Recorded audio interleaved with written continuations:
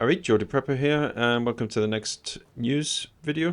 This is for all you news-hungry preppers out there, and I know there's a lot of you, including me. So this satisfies both my interest in the news and hopefully yours. I hope there's some good articles in here for you to look at and read in your own time and consider. Obviously, I'm just going to give a brief overview of them as we go through. There's a lot happening right now. Things could be kicking off in Korea Peninsula. We're not really going to go to that sort of area right now in this one. There's plenty of stuff happening elsewhere, but obviously, you know, I will talk about it in the next video because it seems that there was a lot happening in the last few hours, which we'll need to go over. Belgium is sending 2 fighter jets and dozens of training personnel to support Ukraine's F-16 pilot training program. Apparently, they're getting up to about 60 F-16s, and the people to train the pilots are obviously part of the package which the NATO and the West are giving the Ukrainians. But obviously, you know, the delivery of the fighter jets is obviously something that they want. But obviously, there's the training and everything before they actually use them. But if they're getting up to 60 F-16s, that's a lot of logistical work behind the scenes. So you're talking fueling, you know, ammunition, and just keeping them in good working order. You know, that's a lot of engineers and maintenance crew on the ground. Is that maintenance crew going to be Ukrainian? Probably not. The back end of it is probably going to be a lot of United States and NATO personnel. So, I mean, obviously all of this is going to rub Russia up the wrong way. You know, this is just an escalation, and Russia's going to see it as a big escalation because obviously the F-16s are nuclear capable. Next article we're looking at, White House names priority weapons for future US aid to Ukraine. So the Biden administration has called on strengthening Ukraine's air defense as a priority. So they're looking at obviously missile systems to intercept future Russian missiles. The Russians have been bombarding Ukraine with missiles and drones a lot recently, so it makes sense that obviously here they've been quoted as air defense would be at top of the list. Apparently Russia's using North Korean missiles in the recent Ukraine attacks. Russia fired missiles provided by North Korea are targeting Ukraine as part of an aerial barrage in recent weeks, according to a declassified US intelligence assessment. So the US believes Russia used the North Korean provided missiles in at least 2 attacks on 30th of December and 2nd of January. I think those were the 2 biggest of the war. So 30th of December, that was a massive aerial bombardment, but then that was superseded by the one on 2nd of January. And we know that Russia's been supplied by things from North Korea, a lot of artillery shells, etc. And, you know, I mean, there was obviously other things, other types of weapon systems that were in that aid package for Russia from North Korea. It's no surprise that they're actually being used. And we see an article here, Russia hacked residential cameras in Ukraine to spy on air defense systems. One of the cameras was located in a balcony and was used by its owner for monitoring the surrounding area of an apartment building. And we did see this at the beginning when Ukraine was being invaded. We did see on YouTube there was channels which were posting video from just basically webcams, security cameras, because people were interested, you know, they wanted to see what was happening in the Ukraine, and obviously people in Ukraine are using cameras, probably accessing them remotely, which means that they're on the internet, and then obviously if they're on the internet, it's very easy to find these cameras and to use them for your own needs. So it looks like Russia's been using these to ones that are in strategic areas that they know that there's air defense in. They've been using them to find the air defense, probably circumvent it in many instances. And this whole cyber thing is an aspect of this 5th generation, you know, warfare, asymmetric warfare that we're in right now with these conflicts. But moving on from Ukraine and going to Russia itself, there's actually Russia itself has been increasing its attacks on Ukraine, but Ukraine has obviously been has been basically giving it back in kind as best as they can. Russia's suffered multiple drone attacks, and there was drones spotted in Krasnodar, Belgorod, and temporarily occupied Crimea.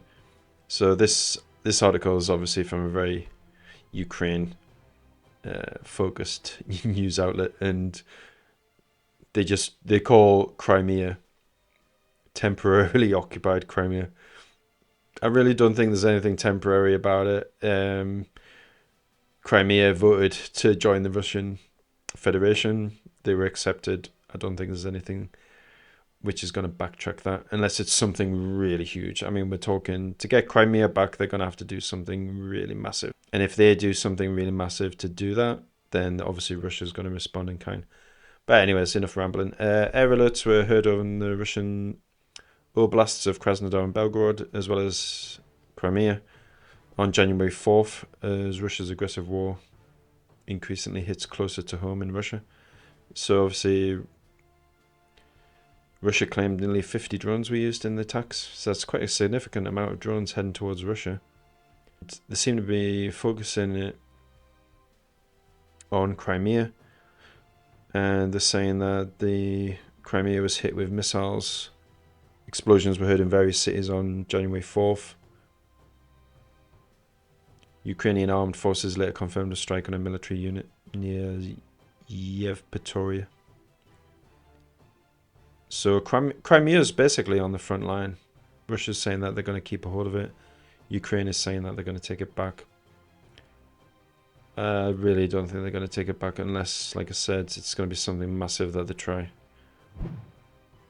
Going over to the Middle East, and Israeli embassies are reportedly putting up full alert following Hamas leaders' assassination. So this was assassination of Salah Aruri. He was the highest ranking Hamas leader to have been killed by Israel since the outbreak of the Gaza conflict on October 7th. So they obviously hit this guy, killed him, and they're fearing retaliation. So every Israeli embassy throughout the world's been put on alert. All embassies and Israeli and Jewish institutions were asked to increase vigilance. Air Force and forces stationed on the border with Lebanon were also asked to increase vigilance amid retaliation threats by Hamas and Hezbollah, which they do have to expect retribution. One side does one thing, the other one responds back. On to the United States continent now, and a United States Air Force bomber crashed at Ellsworth Base. B-1 Lancer bomber crashed at approximately 5:50 p.m. while attempting to land at the base. All 4 of its crew members on board were able to eject. The cause of the incident is unknown, and officials did not provide further details. However, visibility was poor with freezing temperatures and low clouds at the time of the crash, according to automated weather reporting equipment recording airfield conditions. You know, with all the modern equipment on planes these days, the weather is a very serious consideration, so it's not to be discounted. Weather combined with human error is possibly and probably the biggest cause of the incident. If this bomber was to have crashed like 2 years ago or more, it probably wouldn't have been reported on. It might just be like a little news article, you know, somewhere.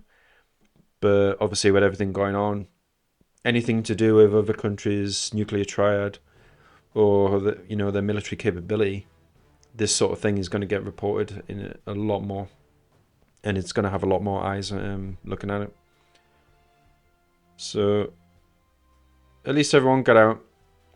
There was only 4 members of crew on, and they all ejected safely, so that's a good thing. So back to the Red Sea now, and the Houthis are starting to use drone boats again. They're saying that there was a Houthi drone boat packed with explosive detonated in the Red Sea on Thursday, but failed to cause any damage or casualties. Apparently it didn't hit its intended target, so it just exploded short of it. And Yemen-based group, basically, they got warned by the United States.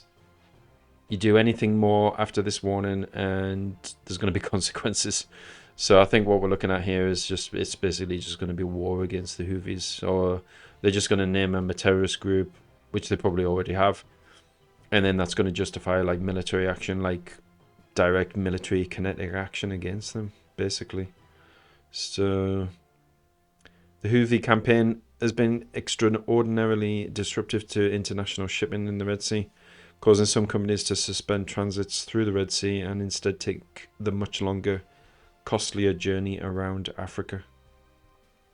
So, you know, this is going to have obviously like a bump on effect. Cost of shipping is just going to increase, and then obviously that gets passed down the line, and then it comes to affecting the consumer. You know, things on the shelves will go up because of the cost increase to transport it has gone up.